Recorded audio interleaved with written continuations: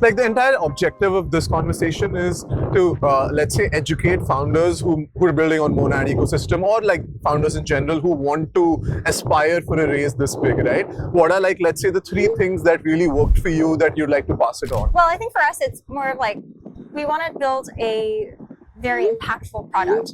It's not that we were chasing after a specific valuation or anything like that. We just wanted and want to build something that will be game-changing for the industry. And I think that is, recognized by various members of the community, including investors. And, that's just kind of what came about. Obviously, with building any type of tech company, there is an element of needing funds up front to support what you're doing, especially when it's like pre-revenue. So funding is certainly important. I think the biggest thing that I would say is to communicate the reasons behind why you're building and how impactful what you're building is going to be to your target audience. So having a good understanding of, the reason, the W's basically, right. The who, the why, I guess the when and the how.